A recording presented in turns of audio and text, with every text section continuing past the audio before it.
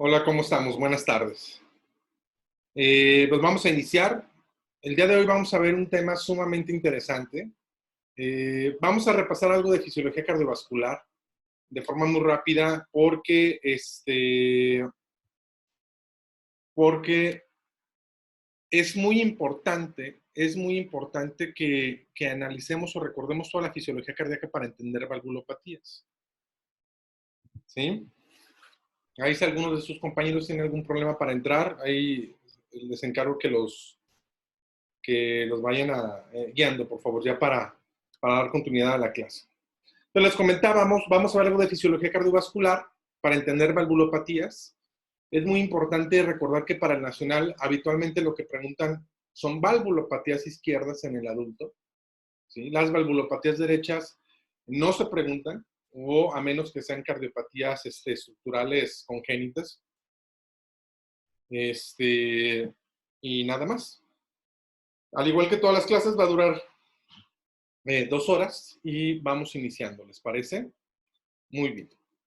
Les voy a recordar, yo soy Emanuel, yo soy internista, soy cardiólogo y soy cardiólogo intervencionista. Actualmente laboro en el Centro Médico de Occidente, en el IMSS. También laboro en Instituto de Pensiones del Estado de Jalisco, como hemodinamista y estoy actualmente como intervencionista en varios hospitales, en los cuales entre ellos está Centro Médico Puerta de Hierro Sur, entre otras cosas, ¿va? Les reitero, el objetivo, del curso o de estas pequeñas clases, pues es básicamente dar un granito de arroz a toda a su enseñanza, ¿no? Porque, y aparte de otro objetivo que tengo en este curso pues es una necesidad que tengo de dar clases, ¿va? Entonces vamos iniciando. Perfecto, muy bien. Vamos a analizar este electrocardiograma, ¿sí? Vamos a analizar este electrocardiograma. Tenemos un paciente que llega a su consultorio y llega con un soplo. Si yo les pregunto, jóvenes, ¿y dónde, o sea, cuál soplo? ¿Ustedes qué me van a contestar? Contesten. Ah, exactamente. Bien, Andrea. Bien, Abel. Perfecto. Estos van para cirujanos. Entonces, vamos a analizar este electrocardiograma. Recordemos, estamos en el Nacional. Nos presentan un paciente con un soplo. ¿Sí? Es un paciente de 75 años con un soplo. ¿Sí? Ahora, y nos muestran un electrocardiograma. Ese electrocardiograma, este que está aquí enfrente de ustedes, ¿qué les sugiere? Vamos a analizarlo y conforme lo que hemos aprendido en clases anteriores, vamos a analizar qué datos sugieren de patología este electrocardiograma. Vamos a analizar, es un ritmo, es un ritmo sinusal, vamos a analizar por pasos, ¿va?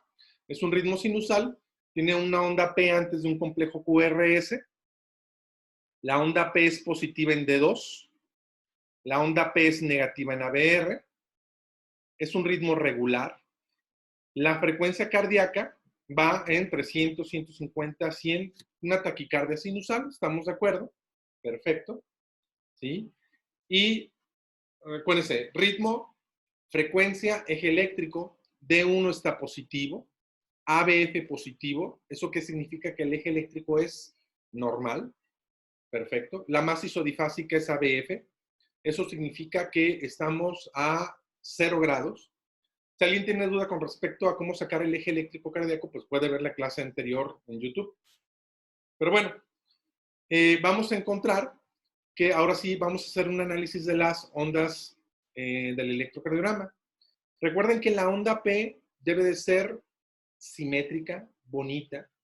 No debe de exceder, si la onda P de ancho mide más, o sea, 3 cuadritos chiquitos o más, ¿sí? ¿Qué significa? Que hay crecimiento auricular izquierdo. Entonces, el primer dato patológico que sugiere esto es crecimiento auricular izquierdo. Vean, la onda P en B1 está íntimamente negativa.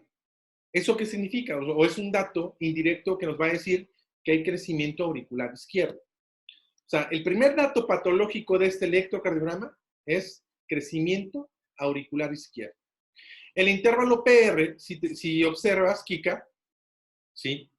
El intervalo PR debe ser lo normal entre 3 y 5 cuadritos. Ve, analiza bien este intervalo PR, tiene una duración aproximadamente como de 3,5 a 4 cuadritos. El PR está normal. ¿Va, Kika? ¿Dudas con respecto al intervalo PR? Muy bien. Entonces, tenemos un crecimiento auricular izquierdo por una P ancha. El PR es normal. El complejo QRS es normal, ¿sí? De ancho. ¿Sí? Perfecto. Tenemos también, fíjense, vean los complejos que hay, las ondas R tan gigantes que hay en B5 y B6. O sea, son Rs gigantes. Debemos de recordar que, ¿cuáles son los datos que un electrocardiograma nos puede sugerir? ¿Sí? Que exista crecimiento ventricular izquierdo. Una de ellas es el eje eléctrico desviado hacia la izquierda, que este paciente no lo tiene. Número 2, ondas R gigantes en B4 y B5 y B6. R gigantes. Entonces, vemos que hay datos de crecimiento auricular izquierdo y datos de crecimiento ventricular izquierdo. ¿Qué valvulopatía te puede dar datos de crecimiento ventricular izquierdo y crecimiento auricular izquierdo? ¿Sí? Fíjate, Andrea Domínguez, que aquí varios proponen estenosis mitral. La estenosis mitral no nos va a dar crecimiento ventricular izquierdo, ¿sí? Nos va a dar crecimiento auricular izquierdo. Cuando tenemos crecimiento ventricular izquierdo, aquí en este paciente puede ser por dos causas. Una, el paciente es hipertenso y tiene una valvulopatía mitral, puede ser. Y número dos, ¿sí? El paciente puede tener estenosis aórtica. La estenosis aórtica nos va a dar crecimiento ventricular y crecimiento auricular. Pero para que vean que con un simple electrocardiograma nos puede dar información suficiente de en dónde se encuentra el soplo. Entonces podemos suponer que este paciente puede tener una valvulopatía aórtica. ¿Vamos bien? Perfecto. Muy bien. También es importante analizar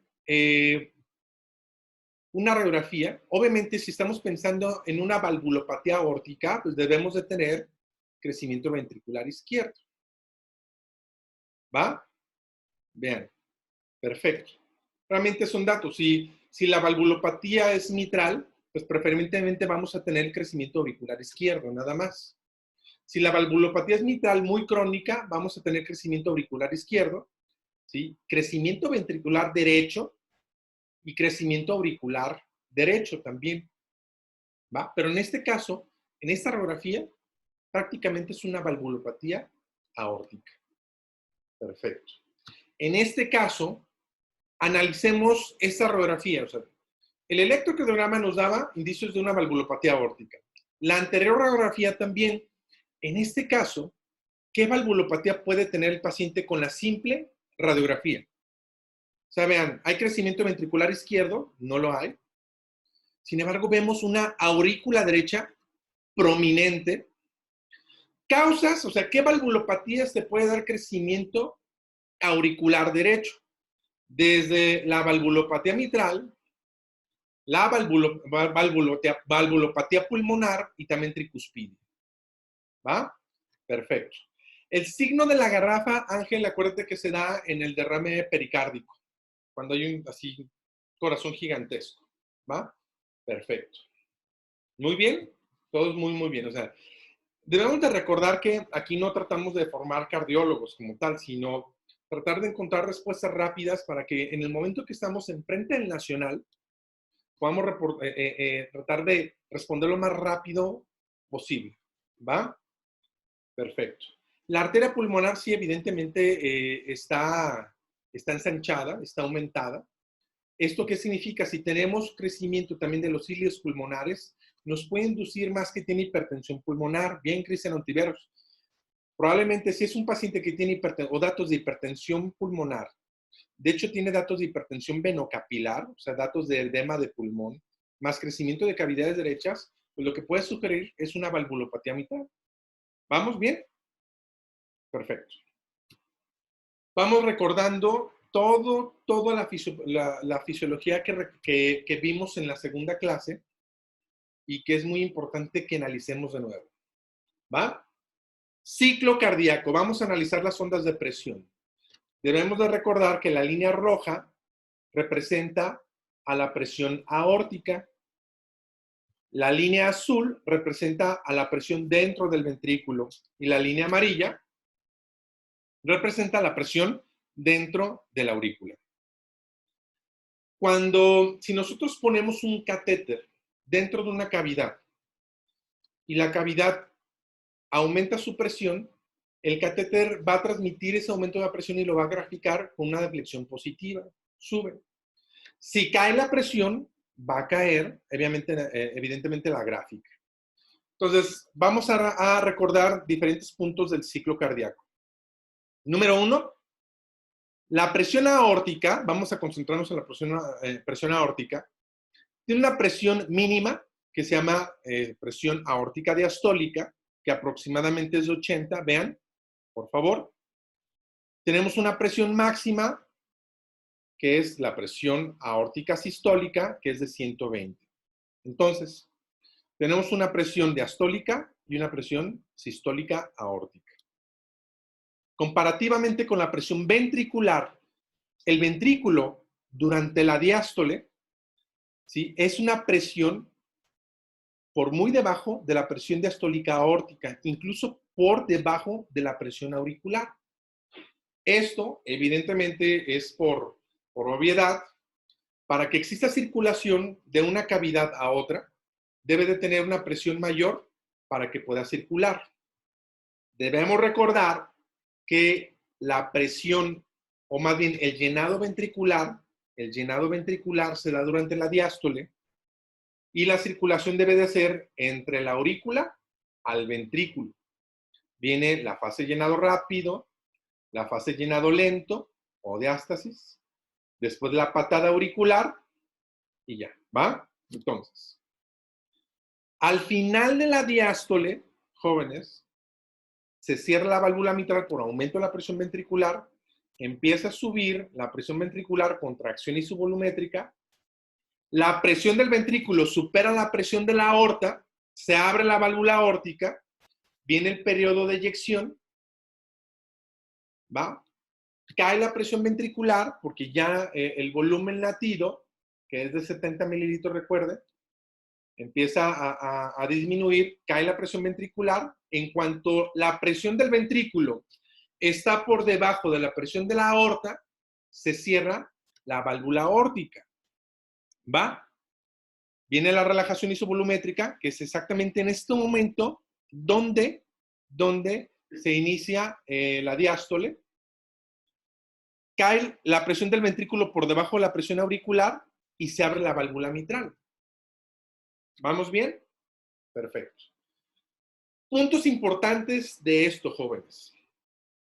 La presión sistólica, tanto del ventrículo, la presión sistólica, tanto del ventrículo como de la aorta, son iguales durante la sístole. ¿Dónde difieren? Precisamente durante la diástole, que hay una importante diferencia de presión o gradiente. ¿Qué significa un gradiente? Pues diferencia de presión. Ahora, la presión durante la diástole del ventrículo es menor, por una pequeña diferencia, es menor que la de la aurícula. ¿Para qué? Para que exista la circulación aurículo-ventricular. Entonces, en resumen, durante la diástole, la presión ventricular es la presión más baja de las tres estructuras, tanto de aorta como aurícula. ¿Va? Pero durante la sístole, incrementa la presión del ventrículo, ocasionando que evidentemente suba o esté por encima de todas estas estructuras. ¿Va? Entonces, durante la sístole, la presión de la aorta y el ventrículo son iguales. Durante la diástole, la presión ventricular está por debajo de la presión auricular. La presión ventricular está por debajo de la presión auricular, mínimamente, pero debe de estar por debajo de esta. Perfecto. Vamos a recordar ahorita cuáles son los ruidos cardíacos y todo eso, y todas las ondas de presión. Ok. Contracción cardíaca. ¿Va? Ok. Sabemos que la contracción cardíaca o el llenado ventricular se da a partir de 3 tiempos. Una fase de llenado rápido, una fase de llenado lento, que nos va a llenar el 70% de la cavidad ventricular. Y el último 30%, ¿por quién es llenado? Por la patada auricular, ¿va? Entonces, ¿en cuántos tiempos se divide esto? ¿Cómo se llena la cavidad ventricular primero? Por una fase rápida. Se abre la válvula auriculoventricular, entra rápidamente la sangre al ventrículo, una fase de llenado lento y una patada auricular. La aurícula representa el 30% de ese llenado. Por eso es muy importante recordar, vamos a ver en la siguiente clase, y última clase, por cierto, cómo la fibrilación auricular condiciona una caída del gasto cardíaco. ¿Y por qué condiciona una caída del gasto cardíaco? Por el simple hecho que la aurícula o la patada auricular representa el llenado del 30% del volumen telediastólico, ¿va? Entonces, tú estás en fibrilación auricular o tu paciente está en fibrilación auricular, pierdes ese 30% del llenado ventricular y cae el gasto cardíaco un 30%. Ok. Y sabemos que el volumen total durante la diástole, volumen telediastólico, P de ratas, volumen telediastólico, al final de la diástole se llena con una cantidad de 120 mililitros. Al final de la diástole. Obviamente, viene un periodo, ¿sí? 120 mililitros de contracción isovolumétrica. Recuerden que la contracción isovolumétrica se caracteriza porque no hay cambios en el volumen, pero hay un incremento de la presión. Y aquí la característica de la contracción isovolumétrica y también, relajación isovolumétrica es que tanto las válvulas auriculoventriculares como las válvulas sigmoideas se encuentran cerradas. Entonces, 120 mililitros es el volumen al final de la diástole, volumen telediastólico. Ok. Viene el periodo de eyección, salen del corazón 70 mililitros y evidentemente quedan, o el volumen al final de la sístole, obviamente a 120 disminuye el 70, el volumen telesistólico es de 50 mililitros. Ok. Y tenemos la relajación isovolumétrica, que aquí tenemos el volumen telediastólico, que es de 50 mililitros, y empieza el llenado auricular. Ojo, jóvenes. Eso es muy importante que recordemos, que el volumen máximo durante la diástole o volumen telediastólico es de 120 mililitros, volumen latido es de 70 y volumen telesistólico de 50 mililitros, o el volumen residual. Perfecto. Tenemos es un ecocardiograma de un corazón normal. Vean, quiero que recuerden y analicemos, vean, donde está el cursor, ahí se encuentra la válvula mitral. Es una válvula feliz y contenta. ¿Qué funciones tiene la válvula mitral? Abrirse y cerrarse. ¿Va? Así de sencillo. ¿En qué momento se abre la válvula mitral? ¿Durante la sístole o durante la diástole? Durante la diástole, perfecto. Entonces, se abre la válvula mitral durante la diástole para permitir una comunicación entre la aurícula y el ventrículo y viene el llenado ventricular. Tenemos otra válvula que está acá arriba, donde está el láser, que se llama válvula aórtica. ¿Cuáles son las funciones de la válvula aórtica? Pues abrirse y cerrarse. A diferencia de la válvula mitral, la válvula aórtica se abre durante la sístole. ¿Para qué? Para permitir una comunicación entre el ventrículo y la estructura vascular, ya sea pulmonar o aorta. Bueno, es la misma función las válvulas sigmoideas, tanto pulmonar como aórtica. Perfecto. Vean el grosor del corazón. Aquí, donde tengo el láser, es el ventrículo derecho. Aquí donde tengo el láser es el ventrículo izquierdo. Este es un corazón normal. Este se llama eje largo. Tenemos un eje corto donde vemos el ventrículo, los músculos papilares, ventrículo derecho. Realmente, nada más hay que recordar todas esas imágenes. En 4 cámaras donde vemos las válvulas auriculoventriculares, válvula mitral y válvula tricuspidea. Este es el ventrículo derecho.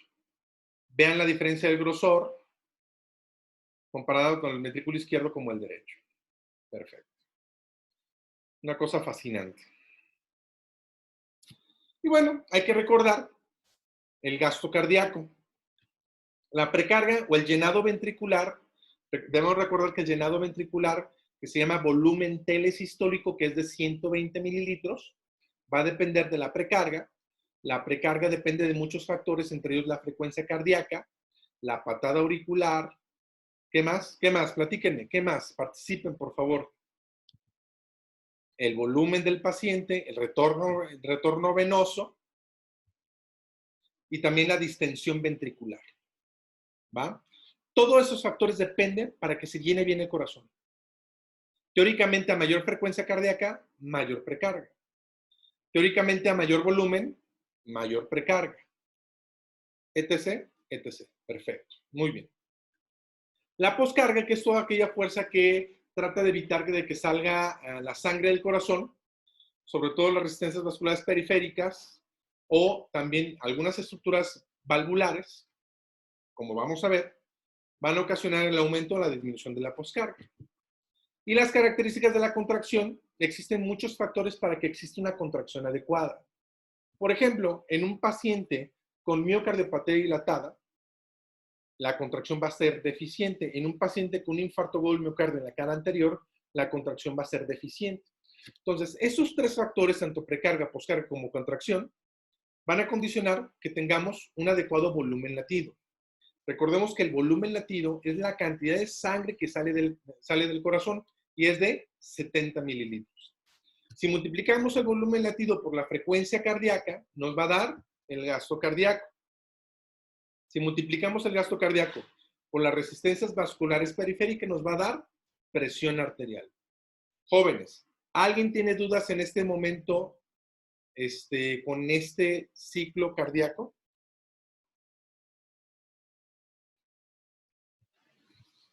Perfecto.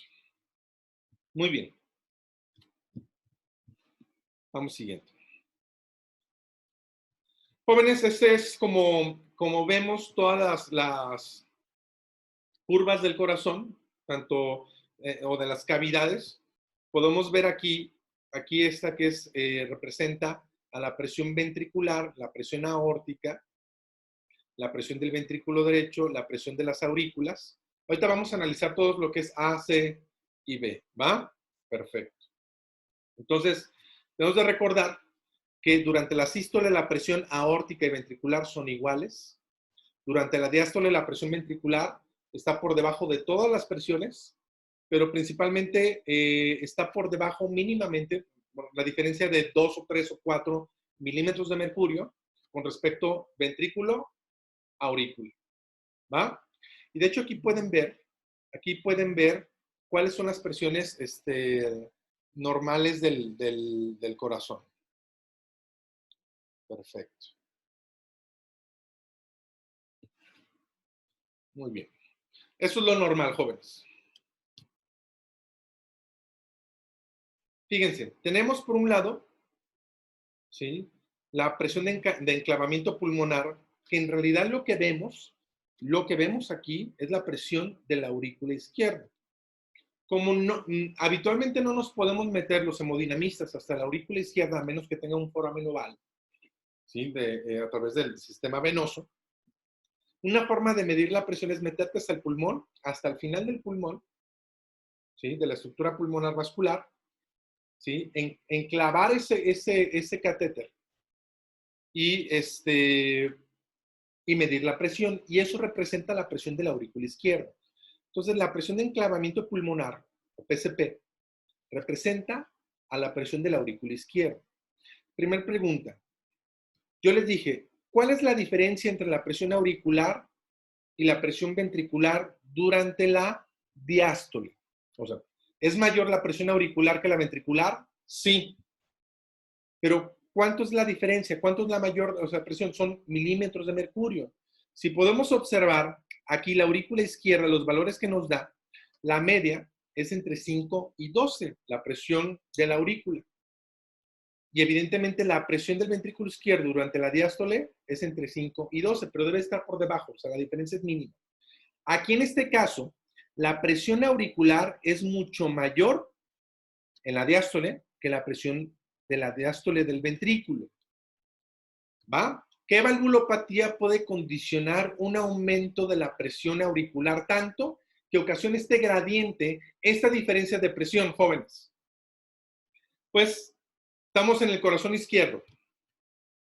Valvulopatía mitral.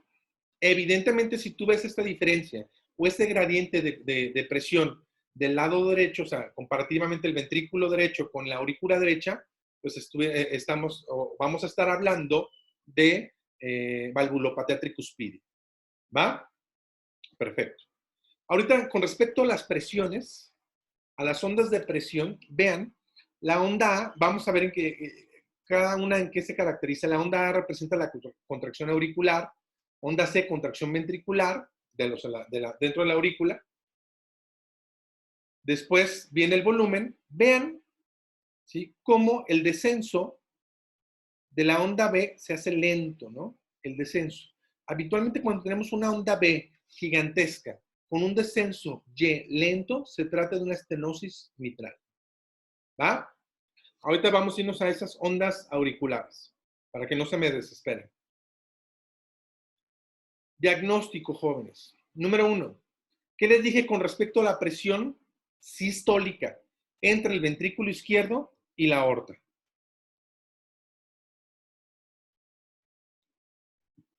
Que deben de ser iguales. Perfecto.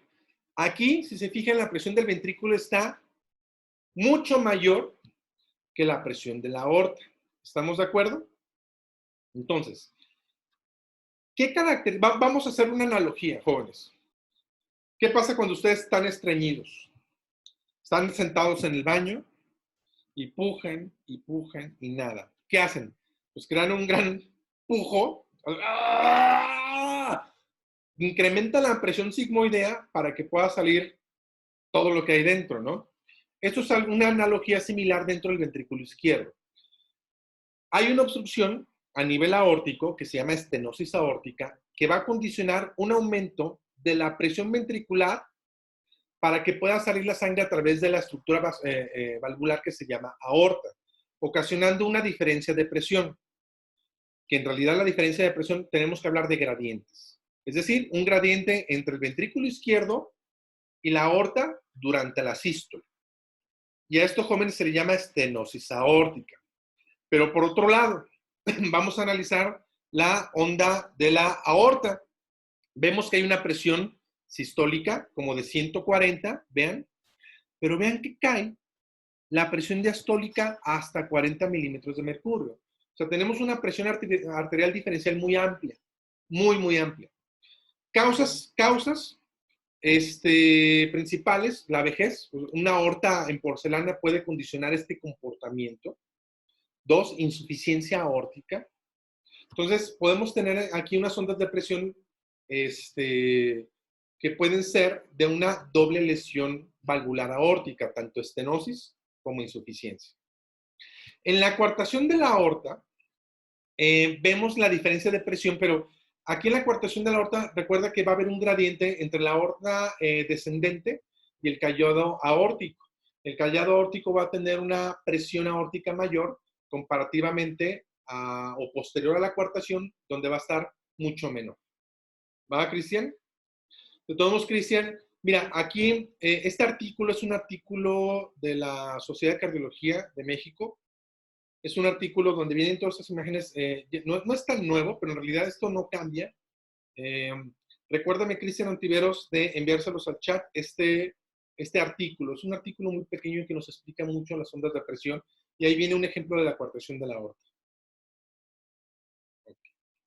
Jóvenes, Diagnóstico. Diagnóstico, jóvenes. Será, o sea, hay dos presiones, aórtica y ventricular. ¿Dónde hay gradiente entre el ventrículo y la aorta?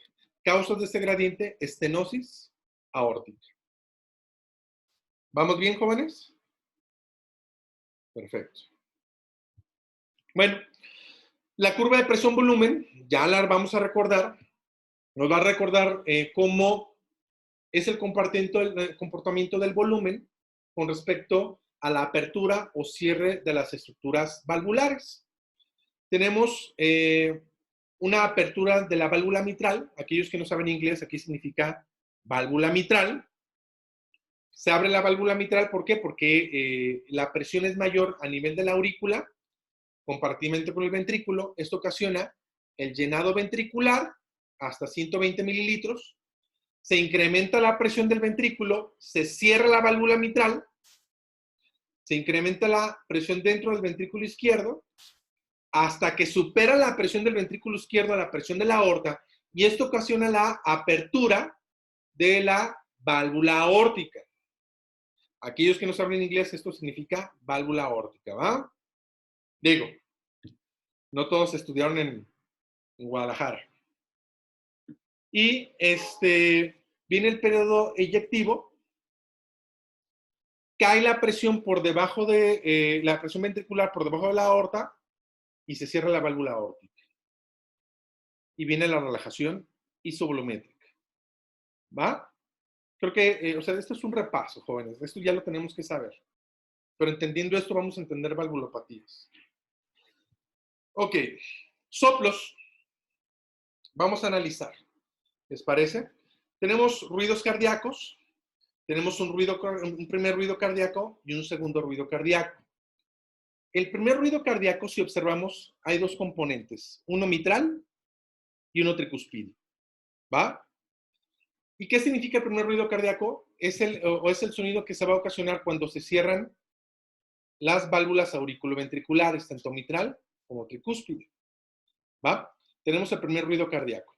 El segundo ruido cardíaco lo va a ocasionar o va a ser secuencial al primer ruido por el cierre de las válvulas semilunares, tanto aórtica como pulmonar.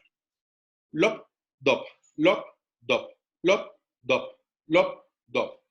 Entonces, suponemos que entre el primer ruido cardíaco y el segundo ruido cardíaco se da la sístole. ¿Va? Y durante el segundo ruido cardíaco y al primer ruido cardíaco se da la diástole. Vamos a analizar esta imagen, está súper interesante. Número 1, la sístole, el tiempo sistólico, el tiempo que dura la sístole es mucho menor que el tiempo durante la diástole. ¿Va? ¿En qué situaciones se puede invertir esto? Que la sístole dure más que la diástole. En diversas situaciones. En valvulopatías, principalmente aórticas, y en la frecuencia cardíaca. A mayor frecuencia cardíaca, jóvenes, menor tiempo diastólico. ¿Va? Hay que recordar bien esto porque en algunas valvulopatías el tiempo diastólico se ve reducido, ocasionando que no se llene bien el corazón, condicionando una caída del gasto cardíaco. ¿Por qué? Porque no se está llenando bien el corazón. ¿Va? Perfecto. Entonces, tenemos dos ruidos cardíacos, lop, dop, lop, dop, lop, dop, lop, dop. Vimos en otras clases que había un tercer ruido cardíaco y un cuarto ruido cardíaco. La causa principal del tercer ruido cardíaco es que exactamente en este momento de la diástole es cuando viene la fase llenado rápido. Y la sangre que entra rápidamente al ventrículo izquierdo se enfrenta ante un corazón que tiene alteraciones en la diástole, alteraciones en la relajación, es un corazón duro. Entonces choca contra una pared que está dura y se escucha precisamente en el momento que entra la fase llenar rápido, entra el corazón, chocan contra esa estructura que está dura y se escucha un tercer ruido. ¿Cómo se escucha? Atrás, atrás, atrás, atrás. El cuarto ruido cardíaco representa a una disfunción sistólica del ventrículo izquierdo, que va a representar o se va a dar el cuarto ruido cardíaco, si lo vemos aquí.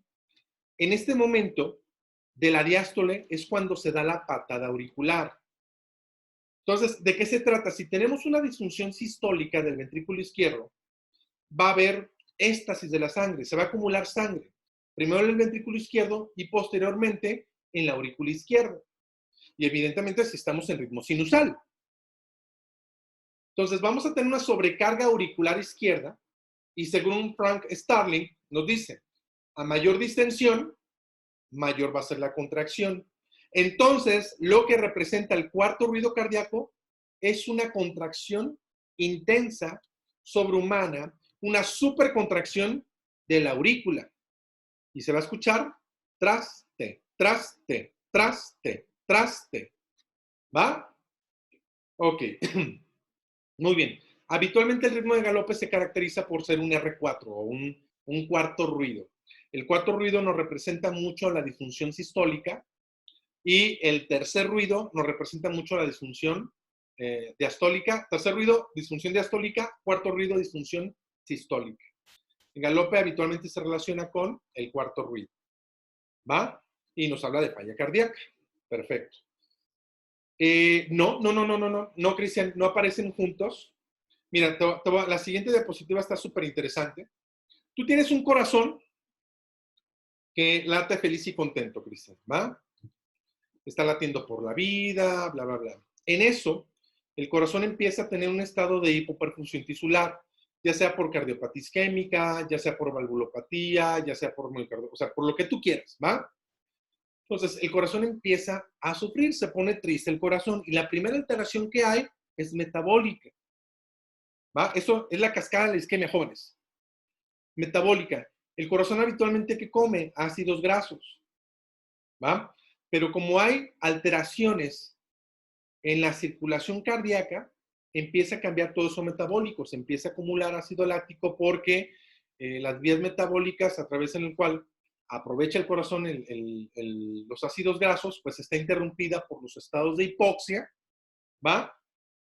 Cascada de la isquemia. Aquí está, Ángel Javier Betanzos. Es esta la que estamos viendo en este momento. Entonces se empieza a sufrir, se empieza a acumular ácido láctico por la glucólisis anaerobia, entre otras cosas. Si esto avanza, si este sufrimiento cardíaco avanza, esta cascada de la isquemia avanza y se ocasiona alteraciones en la relajación. ¿Qué repercusión va a tener un corazón que no se relaja bien? Pues que no se va a llenar bien. Y en este momento, cuando hay un corazón en disfunción diastólica, es cuando podemos encontrar el tercer ruido. Principalmente si está taquicárdico. ¿Va? Si esto avanza, la disfunción diastólica se hace disfunción sistólica. Es decir, antes había alteraciones en la relajación, pero ahora también hay alteraciones en la contracción. Si esto sigue avanzando, ya vemos alteraciones electrocardiográficas y viene la angina. La angina se da a final de cuentas por acumulación de ácido láctico, por la glucólisis anaerobia. ¿Va? ¿Dudas con respecto a la cascada de la isquemia? A ver, Germán Paso Céspedes. Un corazón con defectos anatómicos congénitos va a tener predisposición a mayor riesgo de la etapa metabólica, definitivamente. No es un corazón habitual, es un corazón que puede sufrir de forma más fácil. El mecanismo de Frank Starling a nivel auricular, me pregunta Cristian, ¿se desarrolla con el aumento sostenido de la presión ventricular? Sí, o sea, evidentemente, cuando hay una sobrecarga ventricular, consecuentemente va a haber una sobrecarga auricular. El problema de la aurícula es que la respuesta ventricular ante la sobrecarga es primero hipertrofia. La aurícula rápidamente se hipertrofia, es una capa muy delgada de músculo, se hipertrofia, pero rápidamente se va a dilatar. Por eso vemos en todas aquellas patologías que nos va a dar sobrecarga auricular, va a haber rápidamente dilatación auricular y rápidamente se va a presentar la arritmia más frecuente en el mundo que se llama fibrilación auricular. ¿Dudas, jóvenes, hasta ahorita? En los procesos agudos, en los procesos agudos, sobre todo de falla cardíaca aguda, vamos a encontrar más fácil o rápidamente el tercer ruido. El cuarto ruido también puede aparecer, sobre todo si hay una disfunción sistólica rápida. Te voy a poner un ejemplo, Cristian. Tú tienes un paciente que tiene un corazón que está feliz y contento. En eso sufre un infarto del miocardio en la cara anterior. Rápidamente la disfunción se va a hacer sistólica, porque va a haber una afectación, del 70% de la masa muscular izquierda, condicionando una rápida caída una rápida caída de la función sistólica. ¿Va? O sea, podemos encontrar cuarto ruido también de forma rápida. ¿Va, Cristian? ¿Dudas hasta ahorita, jóvenes?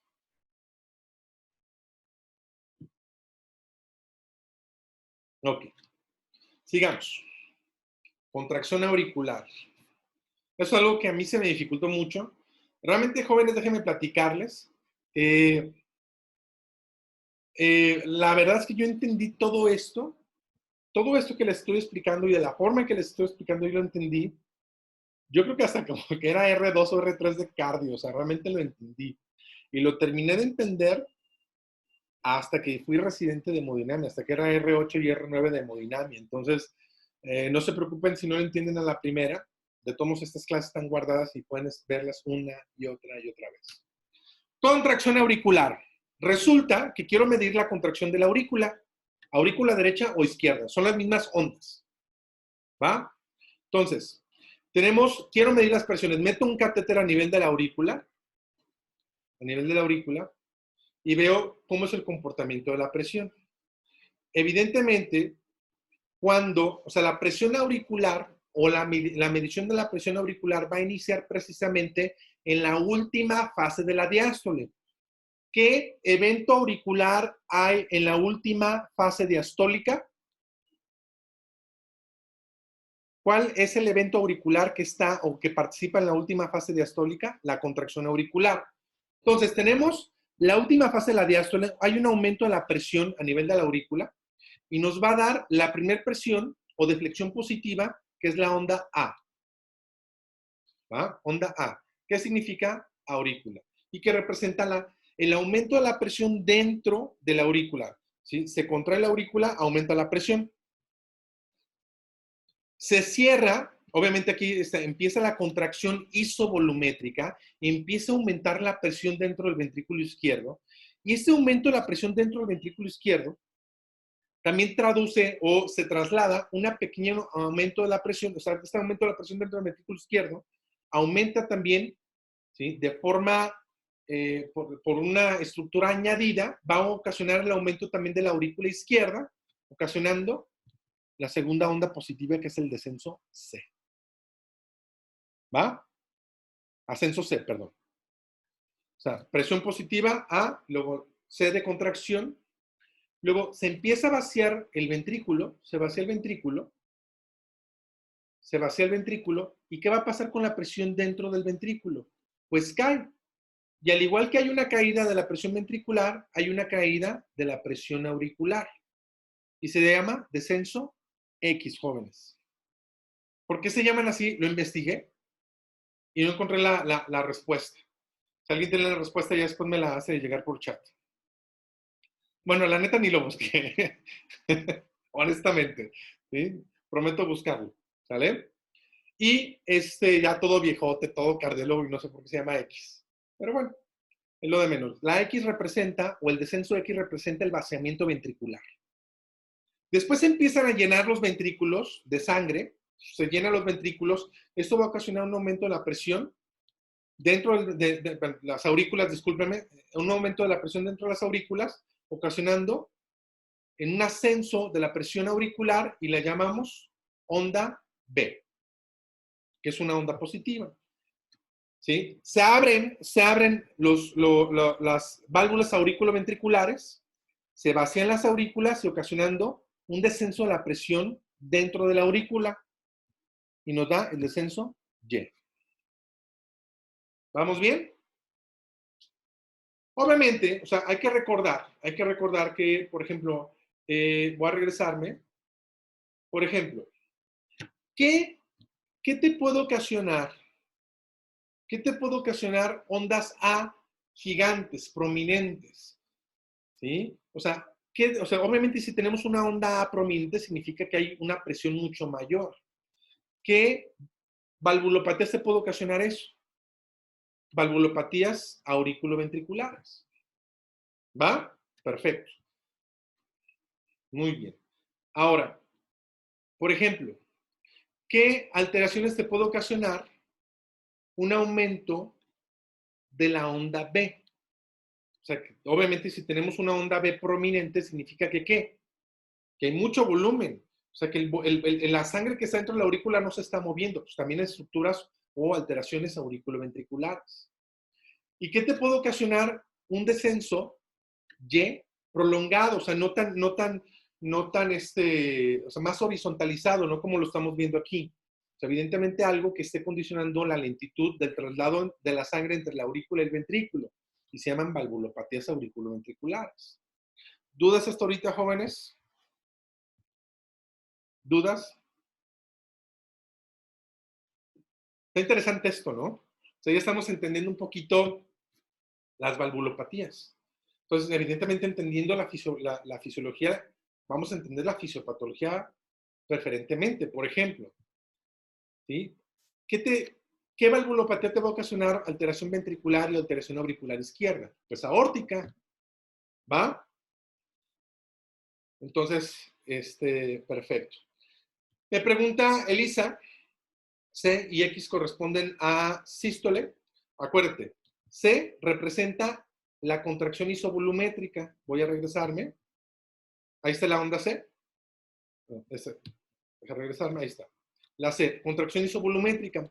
¿En qué momento inicia la sístole? En el momento que se cierra la válvula mitral y aumenta la presión dentro del ventrículo izquierdo y se llama contracción isovolumétrica. O sea, en este momento inició la sístole.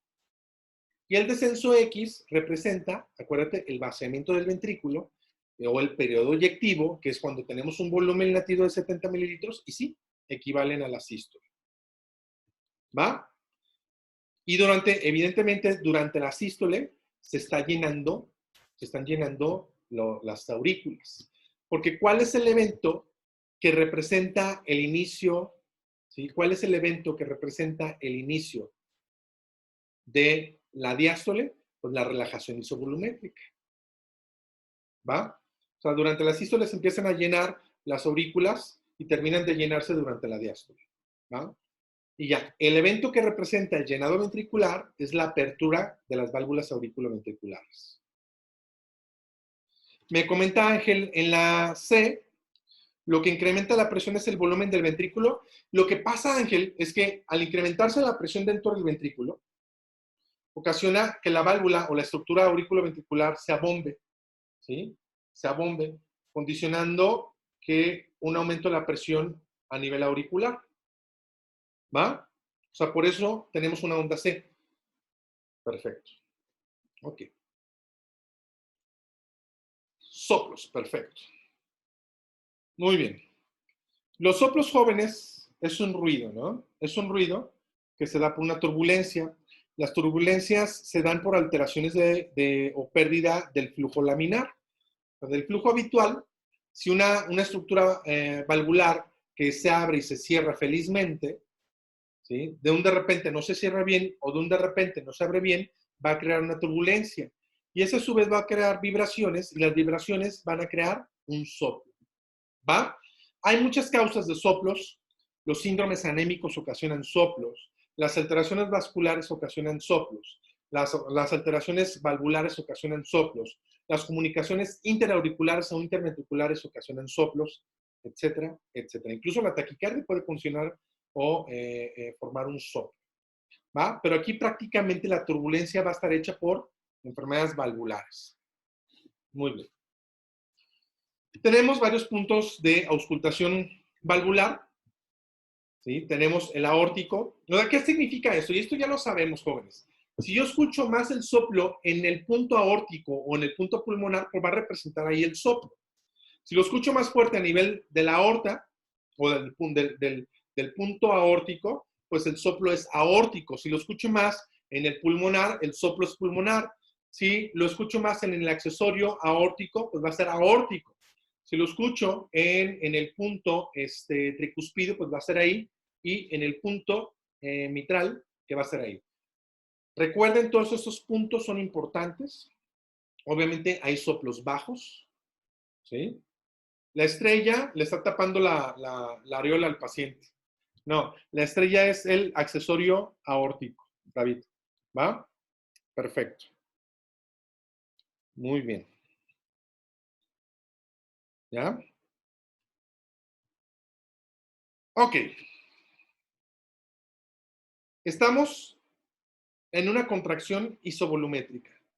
¿Por qué lo sé? Porque las dos estructuras valvulares están cerradas. Tenemos la aurícula, A de aurícula, B, ventrículo, y A de aorta. Pero también puede ser la estructura vascular pulmonar.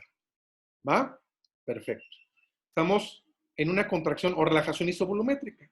¿Vamos bien? Perfecto. Muy bien. Tenemos una válvula mitral que se abre felizmente. La estructura, ¿cuál es el objetivo de la válvula mitral? Abrirse y cerrarse. Abrirse. ¿En qué momento estamos aquí, jóvenes? ¿En qué momento estamos aquí? Estamos durante la tache. Tache a Cristian, tache a Ángel. Acuérdense, ¿qué estructura valvular está abierta para permitir el llenado o la circulación entre la aurícula y el ventrículo? Durante la diástole. ¿Va? Esa es una válvula auricular, es la mitral o tricúspide. ¿Vamos bien? O sea, no quiero dudas, jóvenes. Cuando hay dudas, hay errores. Si hay errores, vamos a sacar mal la pregunta nacional. ¿Ya? Perfecto. Entonces, en este momento, estamos en diástole, el llenado ventricular. ¿Sí? Habitualmente la estructura vascular mitral se abre, ¿sí? Se abre bastante, ¿sí? Se abre, y la función de esta es abrirse durante la diástole y cerrarse durante la sístole, ¿sí? Y permitir una circulación auriculoventricular.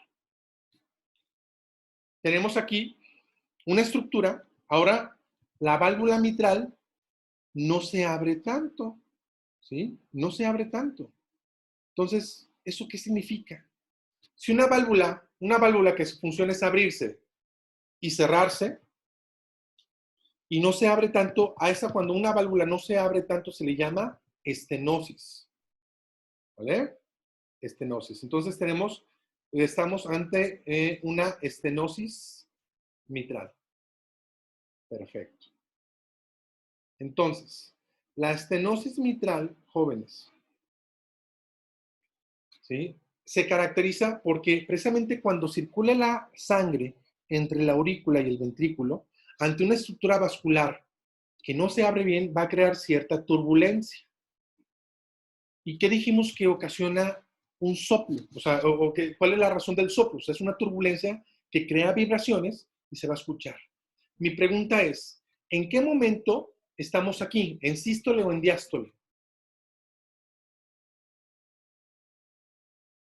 En diástole. Ahorita te contesto tu pregunta, Germán, ¿va?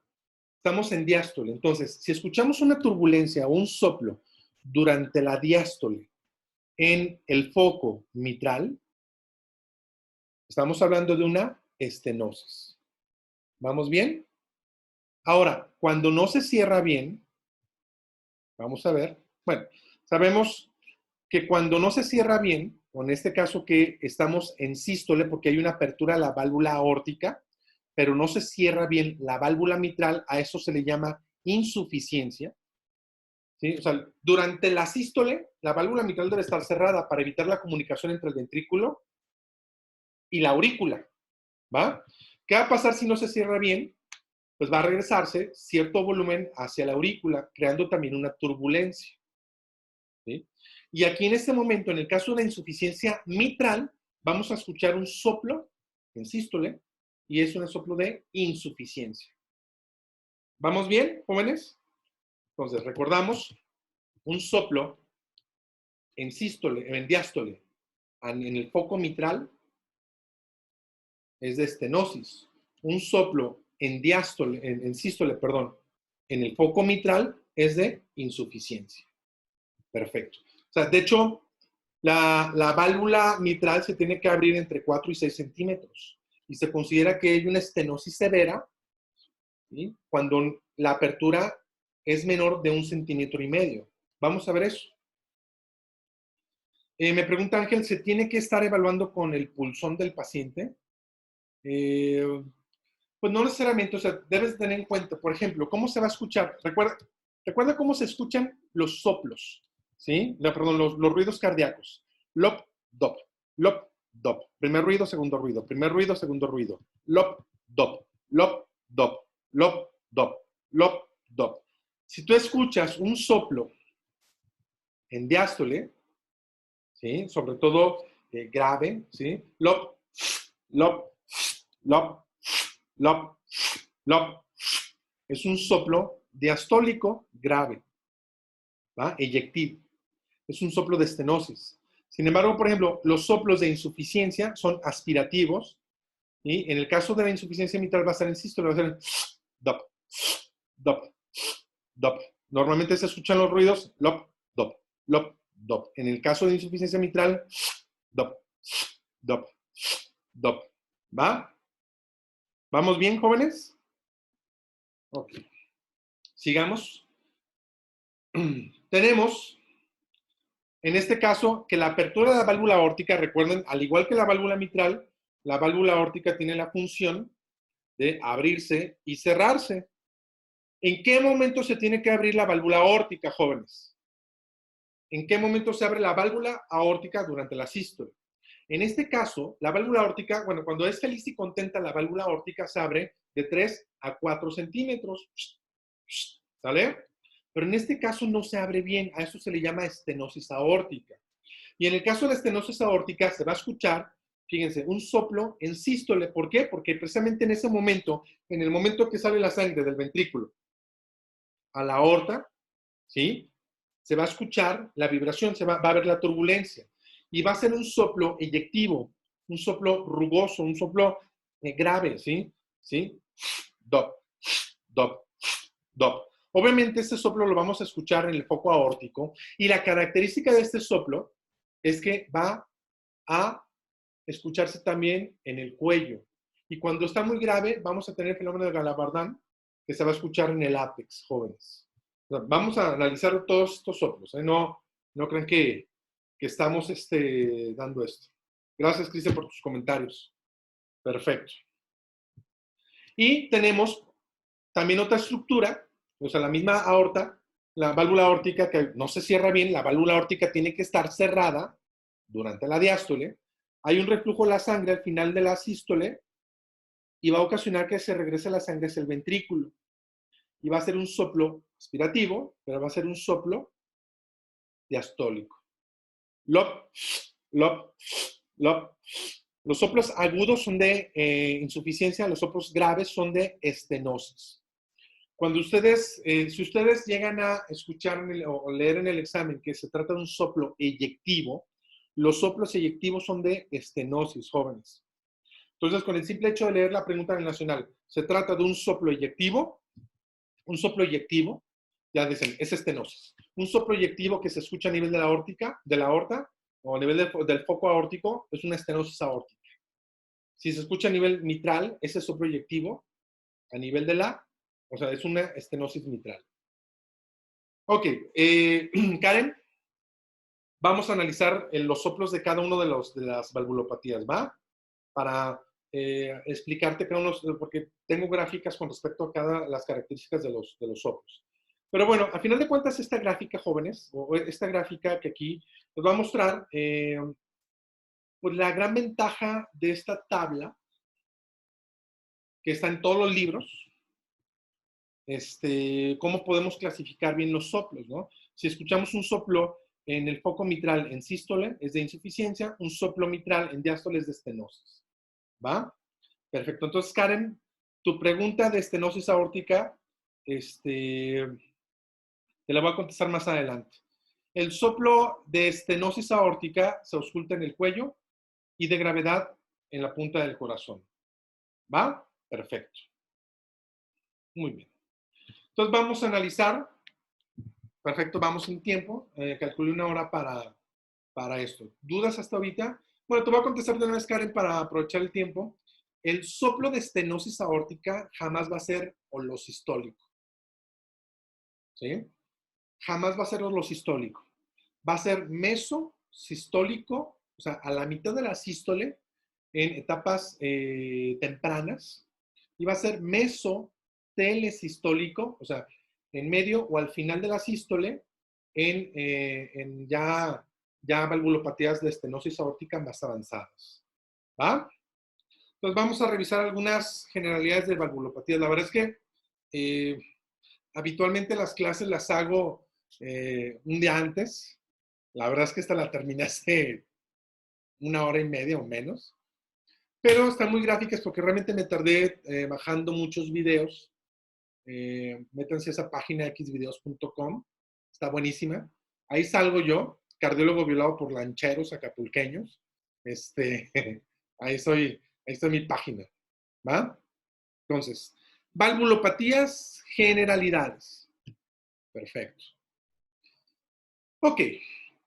Las estenosis de las válvulas semilunares, es decir, estenosis mitral, perdón, aórtica, y estenosis pulmonar, aórtica y pulmonar, primero van a ocasionar hipertrofia ventricular. ¿Por qué? Pues precisamente porque los ventrículos van a crear suficiente fuerza para que pueda salir a través de una estrechez de la válvula. Entonces, primero va a haber crecimiento ventricular. Y después, ¿sí? Se va a manifestar la clínica y el fallo ventricular. Pero la característica de las estenosis de las válvulas semilunares es que hay hipertrofia ventricular. En el caso de las insuficiencias de las válvulas semilunares, ¿qué es lo que pasa aquí, jóvenes? Si recordamos las imágenes que vimos en las diapositivas anteriores, hay un reflujo de la sangre, ¿sí? Hacia los ventrículos, ocasionando que el ventrículo, ¿cuál es el volumen telesistólico habitual? 50 mililitros. Acuérdense, volumen telediastólico, 120 mililitros. Late el corazón, salen 70 y queda un volumen al final de la sístole de 50 mililitros. Pero en el caso de las insuficiencias de las válvulas semilunares, ¿sí? En el caso de las válvulas semilunares, el volumen telesistólico, en vez de ser de 50 mililitros, es mayor. ¿Por qué? Porque hay un reflujo. Entonces es muy común que tengamos sobrecargado el corazón y se dé rápidamente una dilatación ventricular. ¿Va? Y primero aquí va a venir el fallo ventricular y después la clínica. Ok. Me preguntan, a ver, Andrea, ¿una insuficiencia semilunar puede dar un tercer ruido? Recuerda que el tercer ruido se da por disfunción diastólica, pero del ventrículo. ¿Va? La disfunción diastólica va a ocasionar, el tercer ruido es porque hay un ventrículo que está duro y aquí en el momento del llenado ventricular, en la fase de llenado rápido, cae la sangre de la aurícula del ventrículo de forma rápida y choca contra una estructura más dura, por eso se da el tercer ruido. ¿Va? Perfecto. ¿Dudas, Andrea? O sea, no debe haber dudas, jóvenes. Muy bien. Perfecto. Entonces, ¿y las valvulopatías auriculoventriculares, jóvenes? Las valvulopatías auriculoventriculares, es decir, mitral y tricúspide, no afectan los ventrículos, entre comillas. ¿Por qué? Si yo tengo una estenosis o una valvulopatía mitral, a veces avanzan tanto estas valvulopatías mitrales que afectan la presión del pulmón y a su vez también el ventrículo derecho. ¿Sí me doy a entender? Pero el ventrículo que está por delante de la estructura auriculoventricular no se afecta. Entonces, si tenemos un electrocardiograma de una estenosis mitral en un paciente sin el antecedente de hipertensión arterial sistémica, el único dato que vamos a ver patológico en una estenosis mitral es crecimiento auricular izquierdo. ¿Va?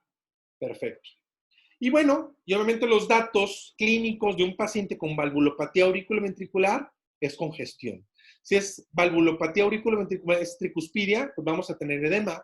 Si tenemos, o sea, edema corporal, si es una valvulopatía mitral, vamos a tener, ¿qué, jóvenes? Edema pulmonar.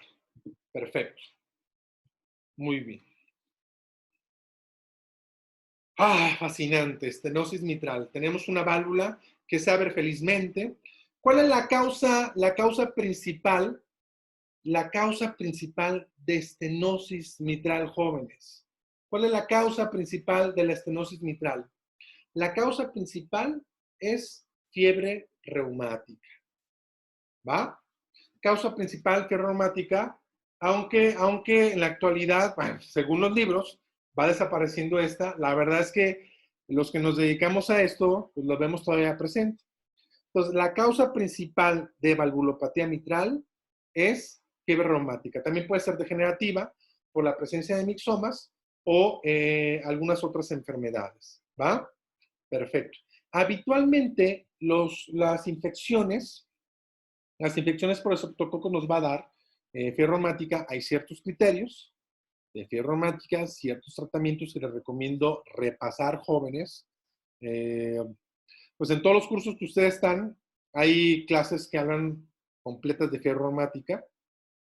Así es, los criterios de Duke, exactamente. Muy bien, sigamos. Jóvenes, esta es una válvula mitral.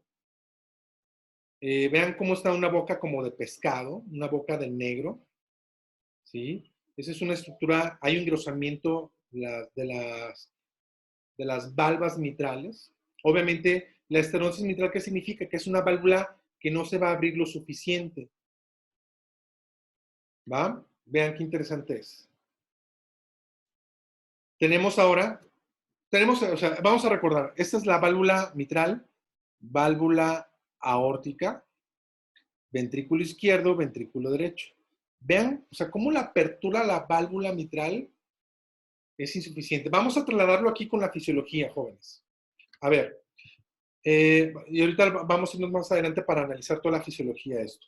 Aquí no hay una apertura a la válvula mitral, habitualmente ¿cuánto se tiene que abrir normalmente una válvula mitral? Entre 4 y 6 centímetros.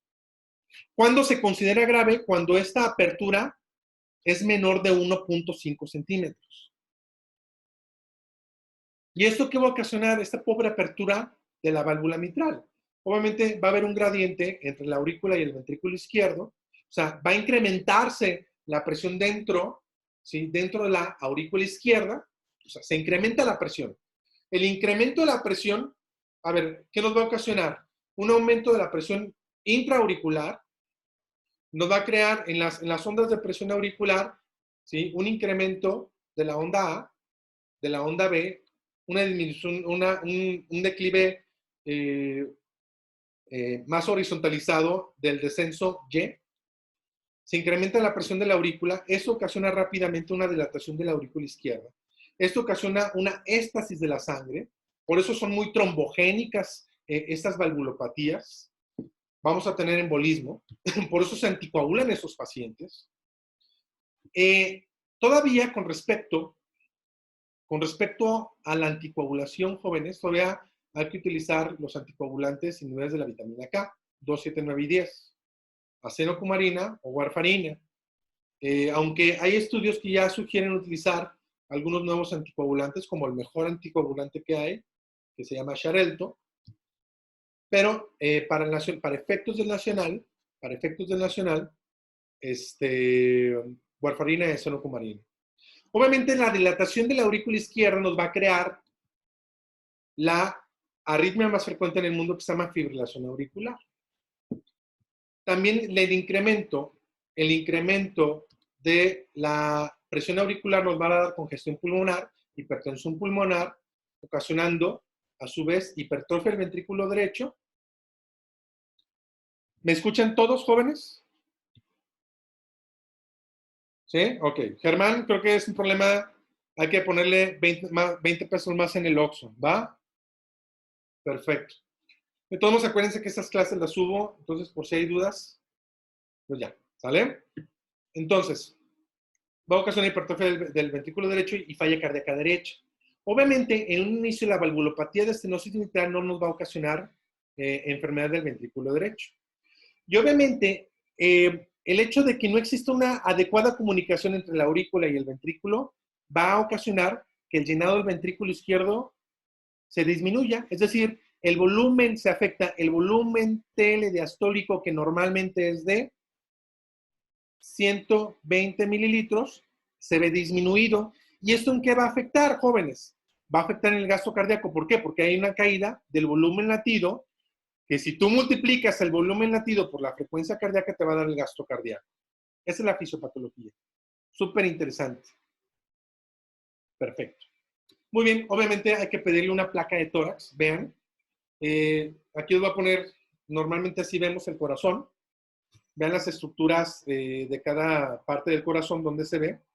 Aquí, y de acuerdo a esta imagen que vemos, bueno, hay crecimiento auricular izquierdo, pero también hay crecimiento auricular derecho, ¿va?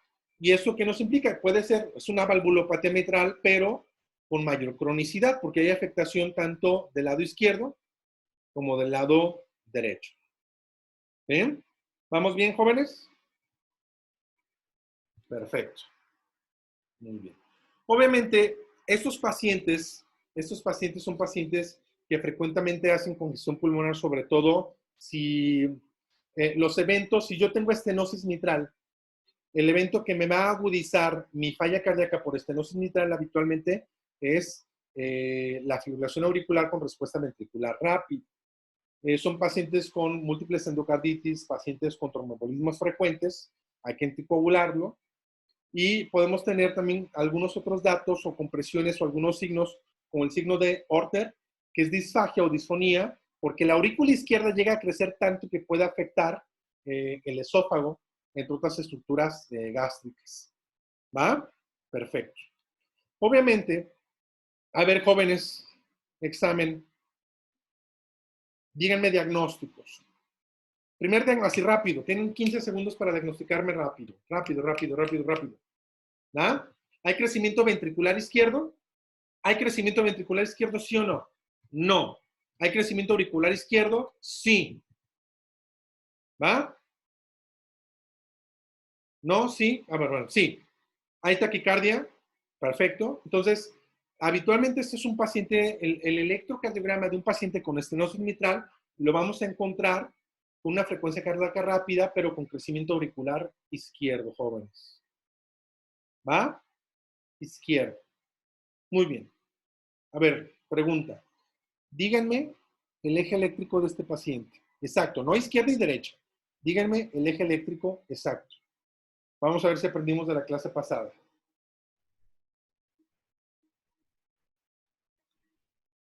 Por cierto, cuando estudien, sus cacahuates, ¿eh?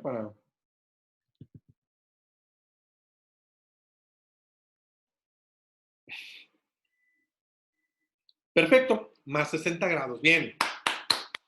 Bien, Elisa. Perfecto. Bien, David. Abel es la macizo difásica, pero te faltó decir el eje eléctrico. Muy bien. Ya estoy contento. Obviamente, si tenemos una estenosis mitral más avanzada, ¿qué vamos a tener, jóvenes?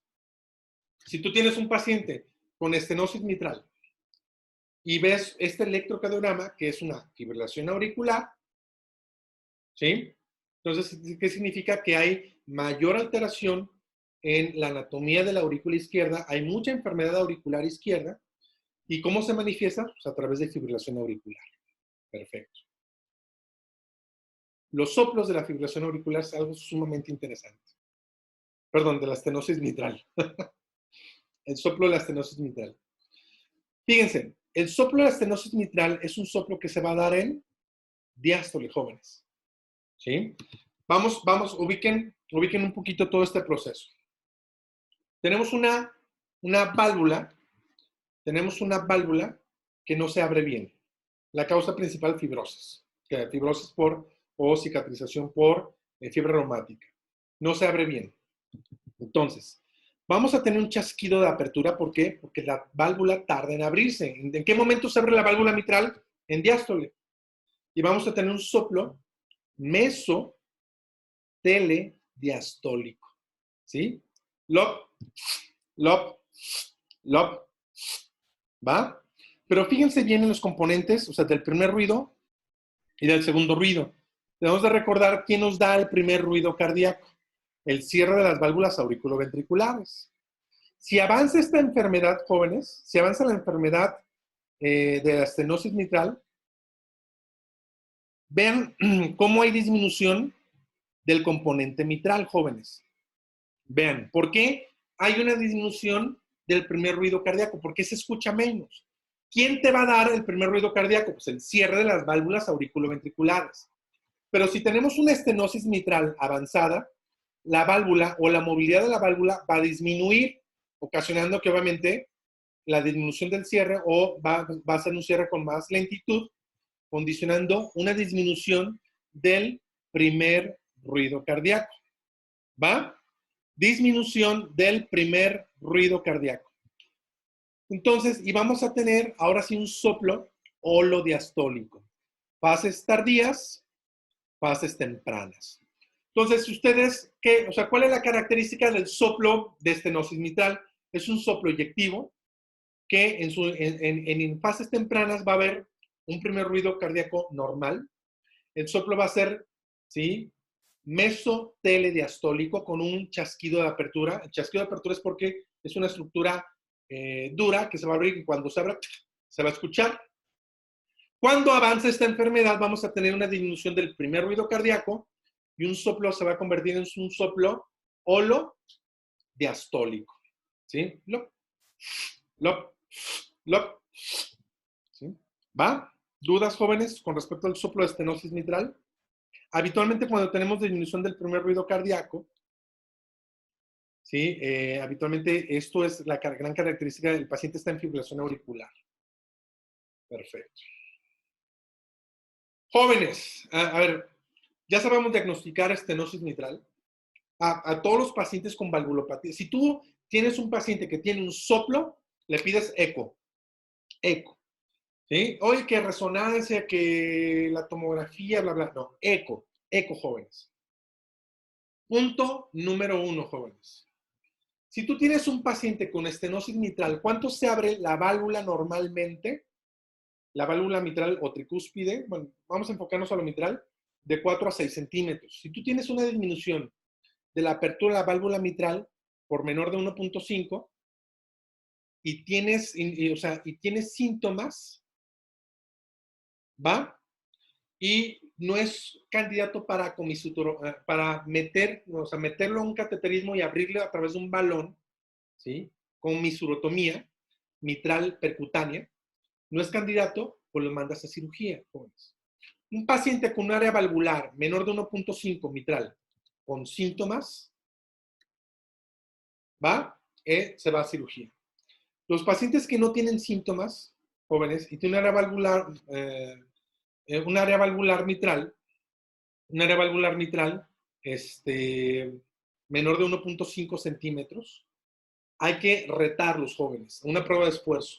Si te da síntomas, ¿sí? Hay que valorar si va para comisurotomía percutánea. Ahorita les voy a mostrar un video cómo se hace, o lo mandamos a cirugía. O sea, en resumen, jóvenes, no me interesa que se aprendan esto. Si tú tienes una estenosis mitral menor de 1.5, tienes que hacerle algo. Si tienes síntomas, y es un paciente joven y sin tanta calcificación, lo envías a cateterismo para que se abra a través de un balón. Si es un viejito que ya tiene muy calcificada la estructura valvular, lo tienes que operar, ¿va? Un reemplazo de válvula, ¿va? Ahora, si es un paciente que tiene un área valvular menor de 1.5 y no tiene síntomas, lo tienes que retar para ver si desarrolla síntomas, o sea, prueba de esfuerzo, y ver hacia dónde va, cirugía o comisurotomía mitral percutánea. Eso es lo que, la verdad es que yo no tengo nada de experiencia en esto, ¿sí? Muy pobre, pero en mi centro de hemodinamia hay gente muy experta, el doctor Delgado, excelente hemodinamista. Se mete ahí un catéter, se mete un balón y evidentemente si está medio cerrada la estructura, se infla el balón para abrirlo, ¿no? Se abre y aumenta, ¿no? Habitualmente aquí, a través de un ecocardiograma se determina el nivel de calcificación, un método que se llama Wilkins. El Wilkins, si te califica más de 8, significa que está muy calcificado y no se puede hacer esto. ¿Qué se tiene que hacer? Pues cirugía. Si tiene un Wilkins, o sea, no tiene tanta calcificación, menor de 8, se puede hacer esto. El problema que tenemos a veces es que los pacientes quedan con ciertos datos de insuficiencia mitral. Perfecto. Insuficiencia mitral, jóvenes. La insuficiencia mitral va a haber un reflujo, va a haber un regreso de la sangre del ventrículo hacia la aurícula. ¿Vamos bien? Eso va a ocasionar que el ventrículo cuando se esté contrayendo y que exista el periodo de eyección, va a ocasionar también un reflujo hacia la aurícula, ocasionando exactamente lo mismo que la estenosis aórtica. Incremento en la presión de la aurícula, dilatación de la aurícula, FA, éstasis, congestión pulmonar y caída también del gasto cardíaco. ¿Va? ¿Vamos bien? Perfecto. La insuficiencia mitral, jóvenes, la insuficiencia mitral, la característica es que es un soplo sistólico porque el reflujo se va a dar en qué momento? Durante la contracción ventricular que va a ocasionar un reflujo de la sangre a nivel a nivel de la aurícula, ¿no? Ahora, ¿cuáles son las causas principales de la insuficiencia mitral? La causa más frecuente sin estar asociado a valvulopatía reumática es prolapso de la válvula mitral, o sea, una valva se prolapsa hacia la aurícula, se regresa, pero la causa más frecuente cuando está en asociación con alguna otra valvulopatía es la fiebre reumática. Todo depende. Si nada más es un soplo sistólico en un paciente joven sin antecedente de fiebre reumática, lo más probable es que sea prolapso de la válvula mitral. Pero esas son causas crónicas. También hay causas agudas, jóvenes, como el infarto del miocardio que puede ocasionar ruptura de los músculos papilares y que puede condicionar una insuficiencia mitral aguda. ¿Va? O también puede haber insuficiencia mitral por dilatación del ostium auriculoventricular. En la miocardiopatía dilatada crece tanto el ventrículo que los ostiums o los hoyos que están entre la aurícula y el ventrículo crecen y se separan las valvas, ocasionando una insuficiencia. Y bueno, fíjense, vamos a analizar esto. Tenemos un soplo holosistólico, ¿sí? Descendente, bueno, empieza de mayor volumen y va disminuyendo el volumen. Un soplo sistólico mitral es un soplo de insuficiencia mitral, pero vamos a tener un soplo de hiperflujo. ¿Por qué vamos a tener un soplo de hiperflujo con un tercer ruido? Fíjense, jóvenes. Aquí voy a responder una pregunta, ya, por eso quería llegar hasta aquí. Tenemos o sea, el corazón late y hay un reflujo de la sangre hacia la aurícula, creando un incremento de la presión auricular con mucho volumen. Entonces, en el momento que existe una contracción auricular, va a ser una contracción auricular con mucho volumen, ocasionando que se escuche un soplo por hiperflujo durante la diástole. El tercer ruido se da porque como parte de la sangre se va hacia la aurícula y no se va al torrente sanguíneo, va a haber sufrimiento o va a haber una disminución de la circulación coronaria condicionando disfunción diastólica. ¿Va? Soplo sistólico mitral es un soplo de insuficiencia. Ahora, ¿cuándo consideramos una insuficiencia mitral? ¿Va? Grave cuando tenemos sobre todo síntomas. ¿Va? Hay un reflujo, hay un porcentaje con respecto al reflujo. Denme un segundo porque me están preguntando por el chat algunas cosas. Un segundo. Cuando tenemos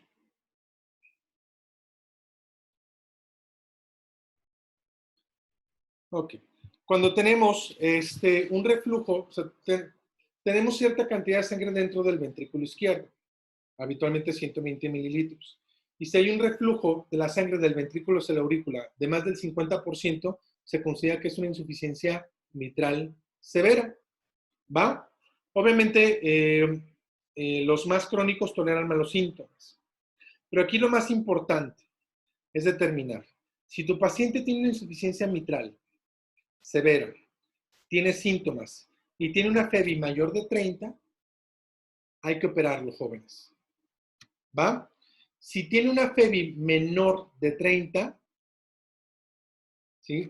A estos pacientes, porque tienen mucha disfunción sistólica, no les va muy bien en la cirugía, entonces vamos a intentar a darle tratamiento médico. ¿Va? O sea, a llegar al tratamiento óptimo. Entonces, si tú tienes un paciente con una insuficiencia mitral severa, con una FEBI muy deprimida, tratamiento médico. Tratamiento médico. ¿Sale? Si no tiene con el tratamiento médico máximo, hay que ver la posibilidad de una cirugía, pero siempre y cuando no tenga mucha mortalidad. Ahora, si el paciente no tiene síntomas y tiene una FEBI menor de 60, ¿sí? FEBI menor de 60, vamos a considerar la cirugía.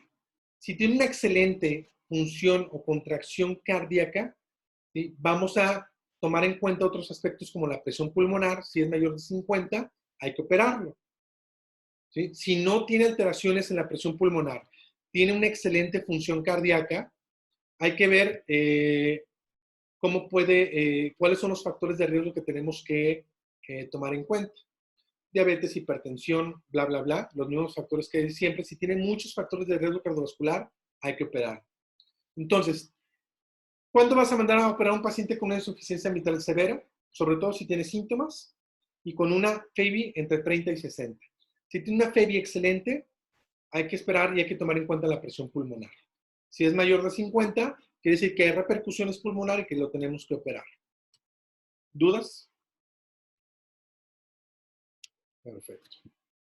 Muy bien. Bueno, ¿dudas con respecto a valvulopatía mitral, jóvenes? Espero sus preguntas. Vamos en tiempo, nos queda media hora de clase.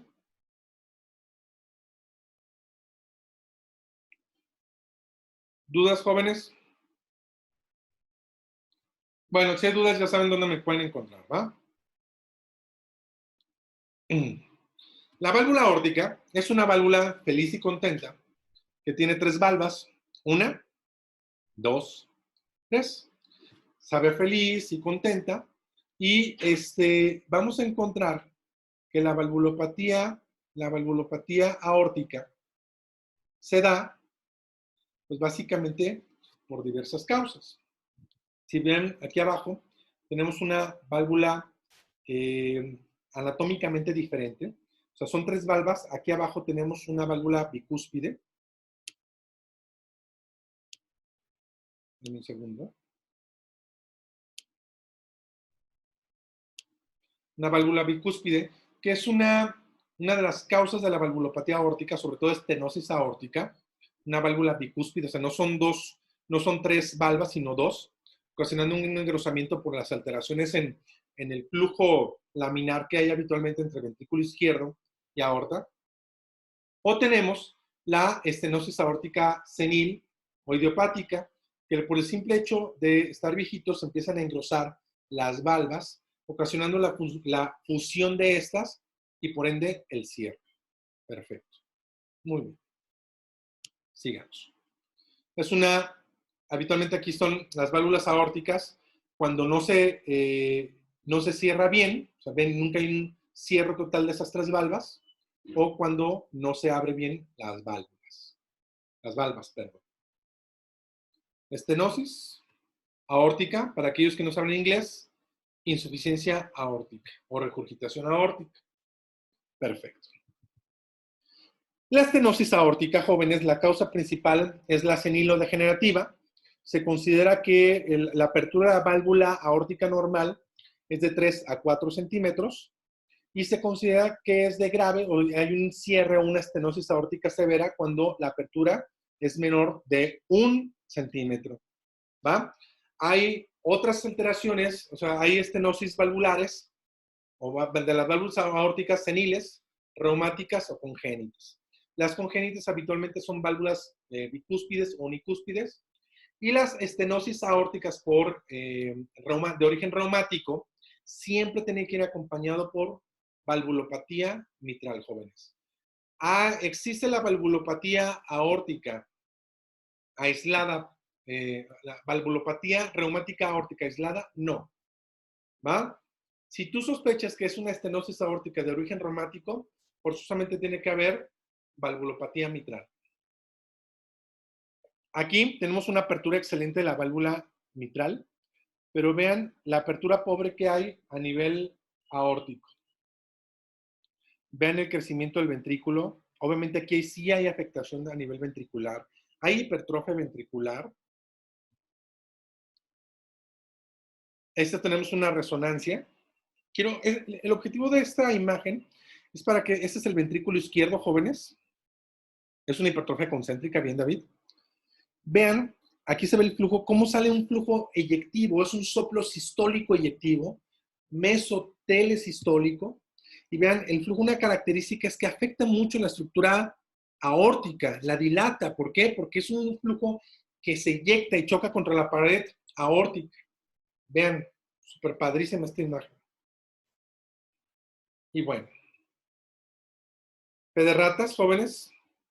La estenosis aórtica va a ocasionar una obstrucción del flujo del ventrículo izquierdo. Esta obstrucción del ventrículo izquierdo, jóvenes, va a ocasionar el aumento de la presión durante la sístole. Este aumento de la presión sistólica, ¿sí?, va a ocasionar un aumento del volumen dentro del ventrículo izquierdo porque no está saliendo y a final de cuentas va a ocasionar disfunción del ventrículo izquierdo. Esto va a ocasionar, este incremento de la presión dentro del ventrículo izquierdo va a ocasionar que consuma más oxígeno. Asimismo, esta obstrucción de la salida, del tracto de salida del flujo del ventrículo izquierdo a la aorta, va a ocasionar que el tiempo de eyección se incremente, ocasionando un aumento del tiempo sistólico y disminuyendo el tiempo de la diástole. Eso a su vez también va a ocasionar un aumento del consumo miocárdico de oxígeno, disminuye el tiempo diastólico. La diástole, ¿qué características debemos de tener? Que la diástole, tengamos una diástole adecuada. Si tenemos una diástole adecuada, tenemos un llenado adecuado. Si tenemos una diástole adecuada, tenemos una perfusión por parte de las coronarias adecuadas del lado izquierdo del corazón. Si tenemos un incremento del tiempo de eyección y un incremento de la presión sistólica, vamos a ocasionar que el tiempo diastólico se va reduciendo y al reducirse el llenado ventricular se disminuye, condicionando una disminución del volumen latido. Y esto a su vez, la disminución del volumen latido va a ocasionar una caída del gasto cardíaco, condicionando una disminución de la perfusión coronaria y va a dar isquemia miocárdica. Una de las características del paciente con estenosis aórtica es angina. ¿Por qué? Por esta característica. Y a su vez, falla del ventrículo izquierdo. A su vez, se incrementa la presión diastólica, mismo principio, el incremento de la presión diastólica ocasiona que disminuya el oxígeno o la perfusión coronaria, isquemia miocárdica y falla. ¿Y qué va a pasar? Si tú tienes una disminución del llenado ventricular, tu volumen latido va a ser mucho menor, ocasionando una caída de la presión de la aorta, ocasionando una caída del gasto cardíaco, jóvenes. Esa es la fisiopatología de la estenosis aórtica. ¿Va? Perfecto. Muy bien. ¿Dudas hasta ahorita, jóvenes? Perfecto. Sigamos igual, fe de ratas, disculpen. Tenemos aquí el comportamiento de la estenosis aórtica. Esa es una diapositiva muy clara. Los tres datos de estenosis aórtica es angina, síncope y falla cardíaca. ¿Va? Evidentemente, si se da falla cardíaca, tenemos, a partir de que se presentan los síntomas, una mayor mortalidad a los 2 años. Si tenemos síncope por disminución de porque no te llega agua al tinaco, acuérdense que el flujo sanguíneo cerebral es de 60 mililitros por cada 100 gramos de cerebro por minuto. Como aquí hay una caída del gasto cardíaco, puede haber síncope o angina, pero la supervivencia en el paciente con síncope es de 4 años y el paciente con angina es hasta de 6 años. Pregunta de nacional. 2, 4 y 6, falla, síncope y angina. ¿Cuál es más grave? Falla cardíaca. ¿Cuál es la menos grave? Angina. Perfecto. El soplo de estenosis aórtica, ¿sí? Hay chasquido de apertura en un inicio, es romboidal, da pulsus parvus tardus, es un pulso muy débil, pero bueno, a nivel de soplo es un soplo eyectivo.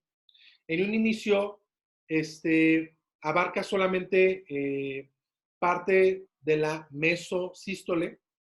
Cuando hay en fases avanzadas, evidentemente hay una disminución del segundo ruido cardíaco y el soplo abarca mucho más la sístole, pero jamás va a ser holosistólico. ¿Va? Datos de gravedad de los soplos disminución del segundo ruido cardíaco. Acuérdense que en estenosis mitral era disminución del primer ruido cardíaco. En este caso, hay una disminución del segundo ruido cardíaco y este soplo va a trasladarse a cuello o también a apex del corazón en gravedad. Estos pacientes pueden tener cuarto ruido, disfunción sistólica por todo el mecanismo fisiopatológico que acabamos de ver. Perfecto. Jóvenes, así de sencillo. ¿En qué momento vamos a mandar a un paciente a operar, a reemplazar esa válvula, cuando tengamos una estenosis aórtica severa? Y se considera cuando tenemos un área valvular menor de 1 centímetro. O tengamos un gradiente, es decir, la diferencia, un gradiente medio, la diferencia entre la presión sistólica, bueno, la presión del ventrículo y aorta, sea mayor de 40 milímetros de mercurio. Pero si tienes una estenosis aórtica severa, es decir, menor de 1 centímetro, mándalo a operar. Oye, pero es un paciente viejito, es un paciente que no va a tolerar la cirugía. Podemos tener el reemplazo percutáneo de esta válvula. Y les voy a enseñar un video, ¿no? Y vamos a hacer hincapié un poquito en lo de la TAVI, que también mi experiencia es pobre, nula. He participado como en 2 o 3 TAVIs, pero de ayudante, del ayudante, del ayudante, del ayudante. Espero que cambie pronto eso. Pero habitualmente los reemplazos percutáneos, o sea, se evita la cirugía, se reemplaza de forma percutánea, son los pacientes que son de alto riesgo quirúrgico. Al menos hasta este momento se está tratando de identificar o de ver que hay algunos pacientes que pueden ser candidatos también para TAVI. Perfecto. Muy bien. Una cosa, me voy a regresar, discúlpame. Si tú tienes un paciente con estenosis aórtica severa y no tiene síntomas y tiene una FEBI mayor de 50, podemos retarlo a una prueba de esfuerzo. Si hace síntomas o hace más gradiente, ya puede ser candidato a cirugía. Perfecto. Muy bien. A ver, jóvenes, ¿qué cambios electrocardiográficos me va a dar la estenosis aórtica? Díganme, jóvenes, por favor. Tenemos una hipertrofia ventricular izquierda. Hay socología y todo eso, pero acuérdense que estamos en el nacional. Si vemos ondas R gigantes de B4, B5 y B6, hipertrofia ventricular izquierda. También puede haber crecimiento auricular izquierdo en fases más avanzadas, pero principalmente crecimiento ventricular izquierdo. Un dato muy frecuente en la estenosis aórtica es, vean, aquí tenemos, a ver, platíquenme, ¿qué ven aquí de alterado? Tenemos un bloqueo de rama derecha, pero tenemos también un bloqueo de fascículo anterior. Atención, jóvenes.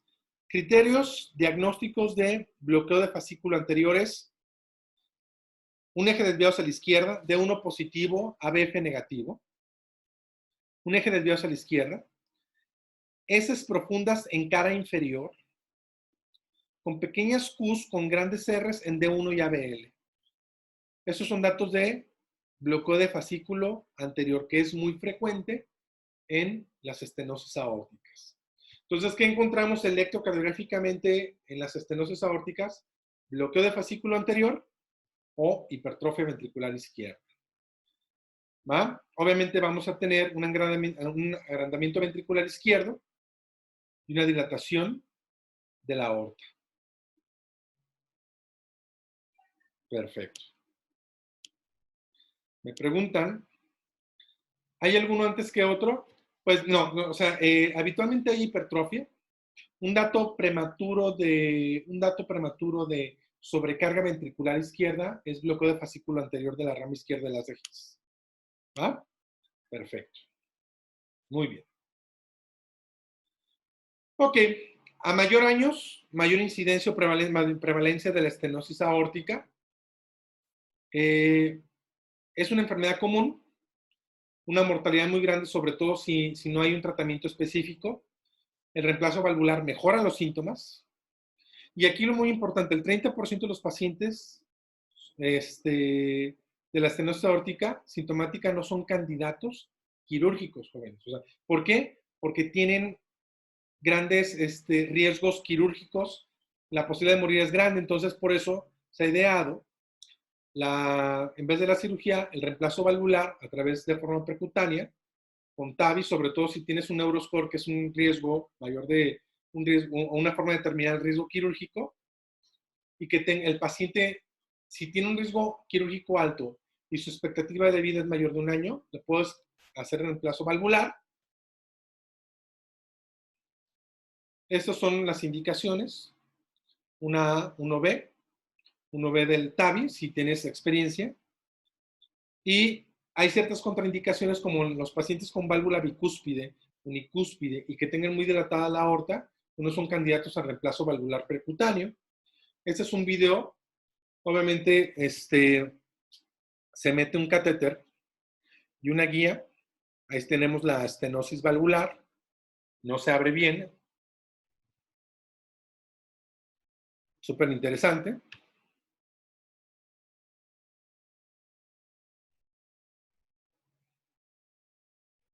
Vean, o sea, se pasa una guía hasta la punta, hasta el ápex del corazón, vean. Hay muchos tipos de TAVI, jóvenes, ese es uno de los muchos que hay. A veces se pasa un balón, se insufla para separar las valvas que están calcificadas. Hay otras TAVIs que no es necesario este paso. Ahí queda obviamente una válvula abierta. Y se pasa ahora sí la TAVI, que es ahora sí la válvula, vaya.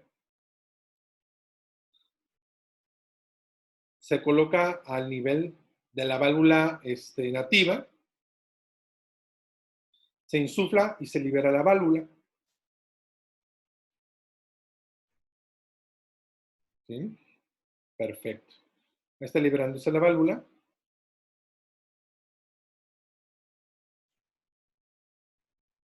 Y ahí tenemos ya la válvula reemplazada de forma percutánea. Alto riesgo quirúrgico, con una expectativa mayor de un año, se puede poner esta válvula de forma percutánea. ¿Vale? Perfecto. Sigamos. La insuficiencia aórtica es un reflujo de la sangre de la aorta hacia el ventrículo, condicionando mayor disfunción ventricular, mayor dilatación ventricular. Obviamente, los pacientes con insuficiencia aórtica pueden ser de presentación aguda o crónica. La causa más frecuente de presentaciones agudas son endocarditis infecciosas o disecciones aórticas. Las causas más comunes de cronicidad puede ser fiebre reumática también o Marfan, jóvenes. La TAVI, híjole, me preguntan con respecto a la TAVI que cuánto tiempo dura. La verdad es que hay estudios ahorita preliminares con respecto al comportamiento de los pacientes y ahora sí con la experiencia que se han ganado la TAVI por más de 10 años, pues en realidad los pacientes continúan ahí. Hay pacientes que se estenosan muy rápido, hay que tratarlos con, con estatinas, bla, bla, bla, para evitar el cierre de esta misma. La TAVI puede durar el resto de la vida. Acuérdate que son pacientes añosos, los que principalmente se ponen y con gran riesgo de mortalidad. Entonces, quizá el paciente pueda estar, la causa de la muerte puede ser otra causa y no la válvula, ¿no? En la actualidad ya estamos creo que en la tercera generación de TAVIs, entonces ya obviamente han mejorado bastante como para que duren más de 10,000 años, ¿no? Perfecto.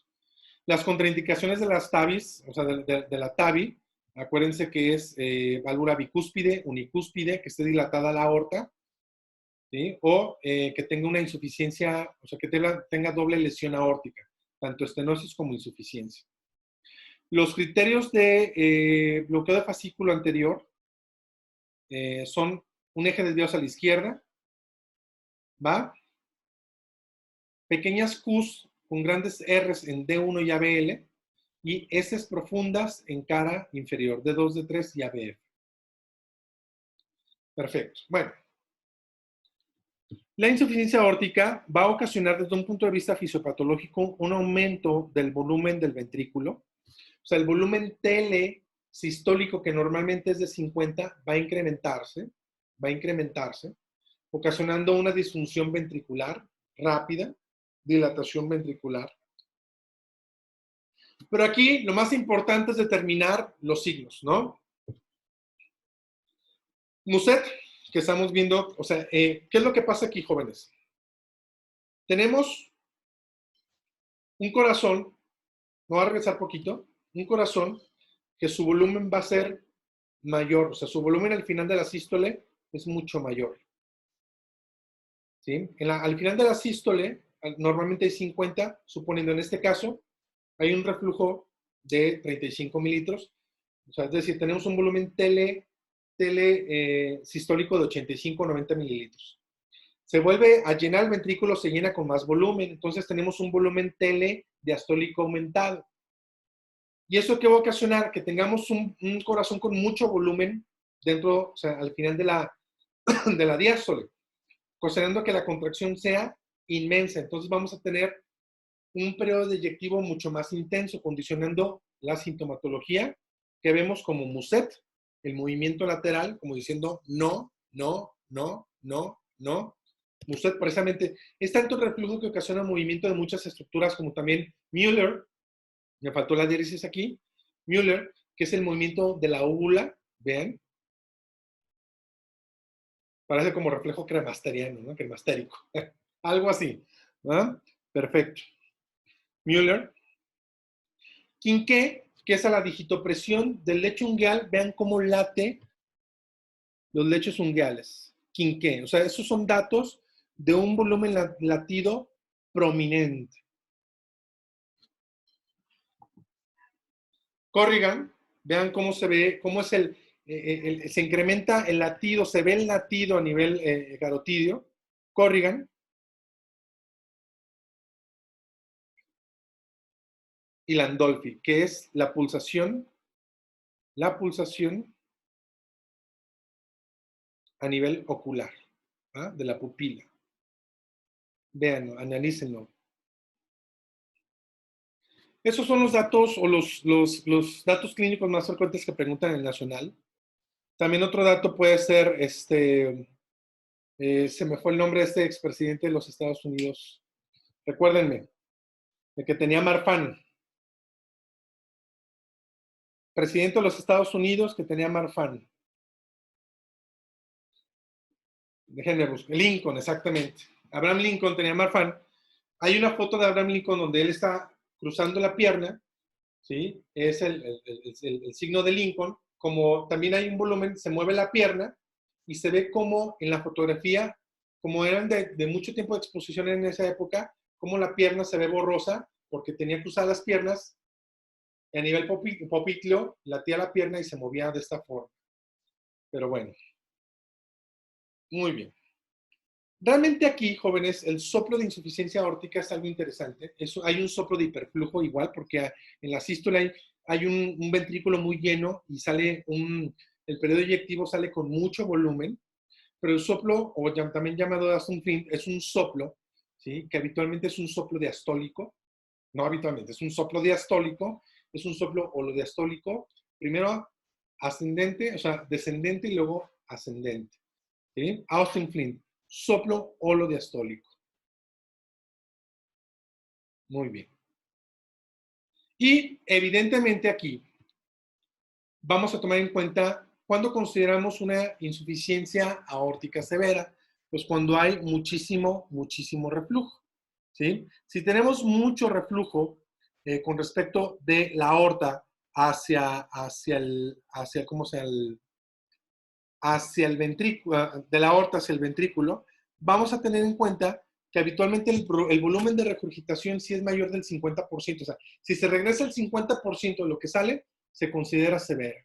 Y aquí es bien simple. Si tú tienes un paciente con datos de insuficiencia mitral, perdón, aórtica, insuficiencia aórtica, y tienes datos clínicos, tienes síntomas, tienes muy dilatada la aorta ascendente, mándalo a operar.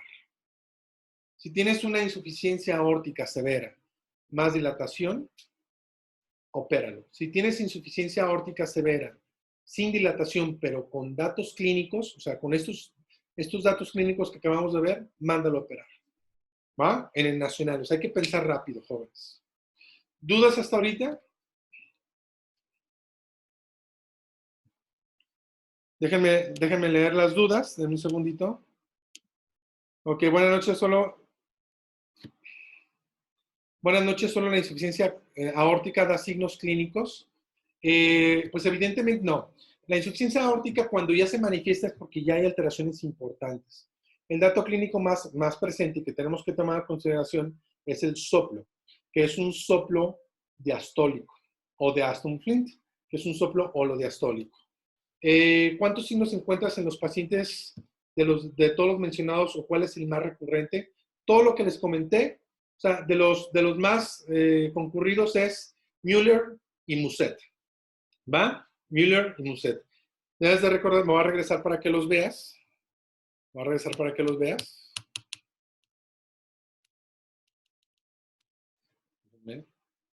¿Sí? Muset, cuando dices no. ¿Sí? Müller, el movimiento de la úvula. ¿Va? Ok. Elisa, con respecto a los soplos. Los soplos aórticos sistólicos, soplos aórticos sistólicos es de estenosis. Los soplos diastólicos aórticos son de insuficiencia. Lo que pasa es que aquí tenemos un soplo, el soplo diastólico es de la insuficiencia. El soplo de hiperflujo es porque se llena tanto el corazón, tiene tanto volumen que en el momento que hay una eyección que sale la sangre del corazón hacia la aorta, sale mucho volumen y ocasiona mucha turbulencia, escuchándose un soplo añadido que se llama soplo de hiperflujo. ¿Va? El soplo plenamente, la insuficiencia aórtica es un soplo diastólico, holodiastólico. ¿Va? ¿Dudas? Perfecto.